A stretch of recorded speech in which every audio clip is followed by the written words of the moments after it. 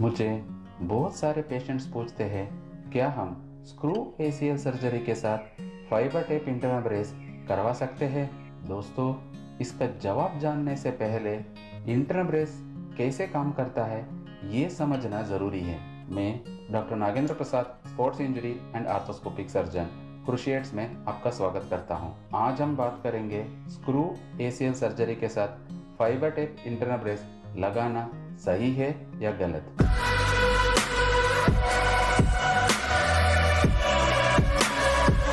Fibre tape internal brace एक protection brace है। ये आपको लिगामेंट को प्रोटेक्ट करने के लिए लगाया जाता है। बहुत सारे लोग इसको प्रॉपर लिगामेंट समझ के बैठे हैं। ये लिगामेंट नहीं है।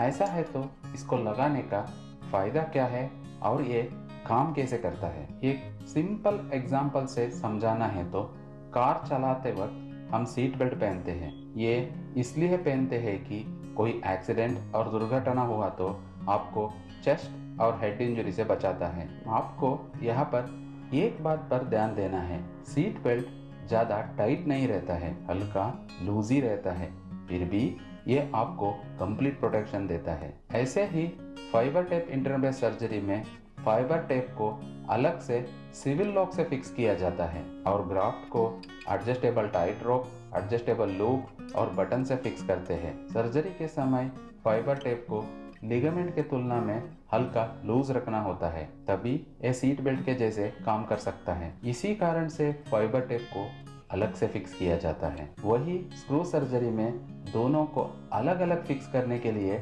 ऑप्शन ही नहीं है। ग्राफ्ट और फाइबर टेप दोनों को स्क्रू के साथ फिक्स कर दिया तो लिगामेंट की इलास्टिसिटी खत्म हो जाती है। नॉर्मल एक्टिविटीज में घुटने की स्मूथनेस खत्म हो जाती है और घुटने में स्टिफनेस बना रहता है। आप एक बात समझ लो, फाइबर टेप लिगामेंट को प्रोटेक्ट करने के लिए लगाया जाता है, लेकिन फाइबर टेप को ही लिगामेंट समझना गलत है। इसलिए किसी भी तरह की सर्जरी चुनने से पहले उसके बारे में समझना जरूरी है। इस बात से ये क्लियर होता है कि स्क्रू सर्जरी में fibre tape internal brace possible नहीं है, इसलिए कभी भी स्क्रू सर्जरी के साथ फाइबर टेप इंटरनल ब्रेस नहीं लगाना चाहिए। आशा करते हैं ये वीडियो आपको फायदेमंद होगा। आप भी एसीएल इंजरी से परेशान है तो नीचे दिए हुए नंबर पर अपना एमआरआई भेजकर फ्री एक्सपर्ट ओपिनियन ले सकते हैं। धन्यवाद।